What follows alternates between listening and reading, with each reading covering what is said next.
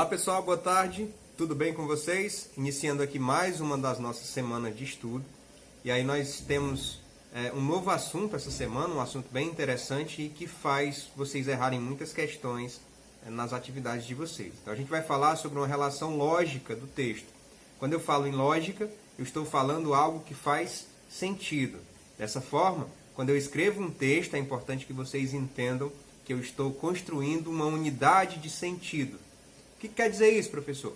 Que todo texto é feito de modo a conversar consigo mesmo e que ao final desse processo você consegue entender aquilo que está sendo contado. Ou seja, a história faz sentido. Alguém já contou para você uma história que não tem pé nem cabeça, como a gente diz no sertão? Você diz, não entendi nada.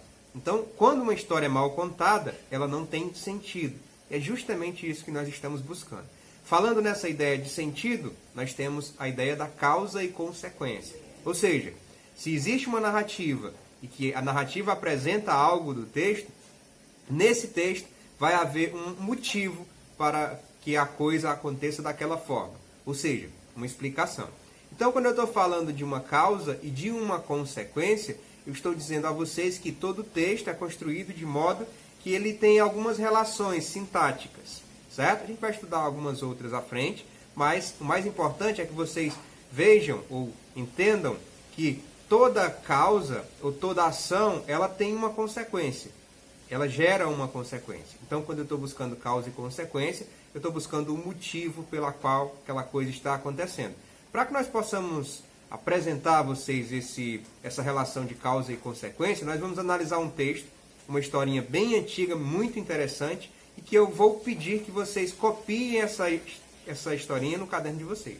Tá certo? Uma história bem curta, você vai copiar no caderno de vocês, até para que vocês possam analisar direitinho essa relação aí. Então a história vai ser colocada na tela, aparece aí, A Causa da Chuva, é o título dessa história. Não chovia há muitos e muitos meses, de modo que os animais ficaram inquietos. Uns diziam que iam chover logo, outros diziam que ainda ia demorar, mas não chegavam a uma conclusão. Chove só quando a água cai no teto do meu galinheiro, esclareceu a galinha. Ora, que bobagem, disse o sapo dentro da lagoa. Chove quando a água da lagoa começa a borbulhar suas gotinhas. Como assim? Disse a lebre. Está visto que chove quando as folhas das árvores começam a deixar cair as gotas d'água que tem dentro. Nesse momento, começou a chover. Viram? Gritou a galinha. O teto do meu galinheiro está pingando. Isso é chuva. Ora, não vê que a chuva é a água da lagoa borbulhando? Disse o sapo. Mas como assim? Tornava a lebre. Parecem cegos? Não veem que a água cai das folhas das árvores? Esse é um texto do Milo Fernandes e ele trata justamente essa relação de causa e consequência. Vocês veem que para os animais chovia sempre por alguma razão. E cada um deles tinha uma razão para identificar essa chuva. Mas o mais importante da gente destacar não é justamente a razão para cada um, mas a relação de causa e consequência dessa história. Olha só, no início do texto nós temos uma observação importante. Não chovia há vários meses. O que isso causou? Certo? Qual a consequência desse ato? Então, a gente vai analisar essa história através de uma pequena questão que eu vou colocar aí para vocês na tela. Essa questão também vou pedir que vocês copiem no caderno, ok? Então, vamos lá. Primeira questãozinha que a gente vai fazer aqui uma análise dela, de acordo com a interpretação do texto, começa assim. De acordo com o texto, os animais ficaram inquietos por quê? Vejam, ele está querendo saber por que da inquietação dos animais. Qual a razão, qual o motivo desses animais estarem inquietos? E aí a gente vai encontrar a relação de causa e consequência. Porque no início do texto, nós temos aí uma das relações mais importantes do texto. Vamos reler a frase do início, vou retornar aí para vocês. Não chovia há muitos e muitos meses, de modo que os animais ficaram inquietos. Opa! Então você pode ver que a chuva causou uma consequência. Qual foi essa consequência? A chuva fez com que os animais ficassem inquietos. Então essa é uma relação de causa e consequência. Essa questão você vai copiar aí no caderno de vocês. E ela tem algumas opções que eu vou analisar de baixo para cima. Vocês viram a pergunta do título? Ou o que pede a questão?